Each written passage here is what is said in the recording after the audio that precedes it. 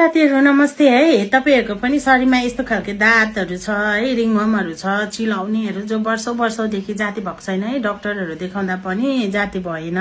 डाक्टरको दबाईले त त्यही हो है, बल्झिहाल्छ हुँदै हुँदैन भने चाहिँ बल्झिहाल्छ हुँदै हुँदैन। मैले पनि कति जनाको त्यस्तो देखेको छु है। तपाईहरुले चाहिँ घरमा चाहिँ एउटा यो रेमेडी लगाएर चाहिँ त्यसलाई तपाईले जाति बनाउन सक्नुहुन्छ है। तपाईले यो चाहिँ यस्तो यो रेमेडी छ है। तपाईले यो चाहिँ दिनमा 3 पल्ट लगाउनु पर्ने हुन्छ। जहाँ तपाईको त्यो घाउहरु छ नि त्यहाँनिर यस्तो प्रकारले चाहिँ दल्नु पर्ने हुन्छ है। एकदमै जडदेखि नै तपाईको त्यसको किरालाई मारिदिन्छ यसले है।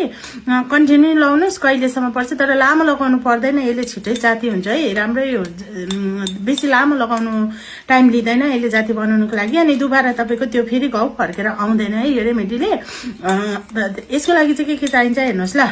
त्यसको लागि चाहिँ हामीलाई चाहिन्छ है, सबैभन्दा पहिला चाहिँ फिटकेरी है। फिटकेरी चाहिँ मैले पिसेर राखेको छु। तपाईहरुले पनि फिटकेरी किनेर यसरी पिसेर राख्नुहोस् है।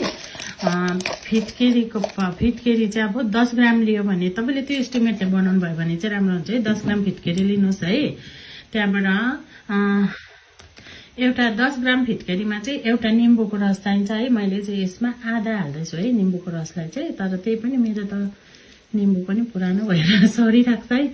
एकदमै तपाईको एकदमै राम्रो गर्छ। दिनमा 3 पल्ट गरेर लाउनुस्। जति तपाईले 3 पल्ट लाउनु भ्याउनु हुँदैन भने चाहिँ बिहान र बेलुका त लाउनु भ्याउनु हुन्छ नि त है।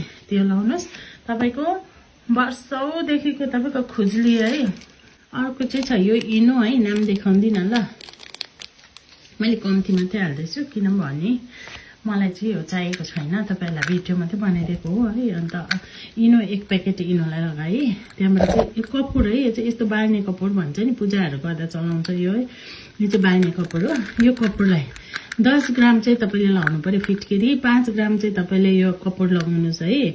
अनि त्यहाँबाट इनो पनि 5 ग्रामै लगाउनुस्। त्यहाँबाट चाहिँ मैले चाहिँ यो कपुरलाई चाहिँ अलिअलि मात्रै कुच्चाएको छु है। यसलाई चाहिँ मजाले पिस्नुपर्छ, पिसिन्छ है।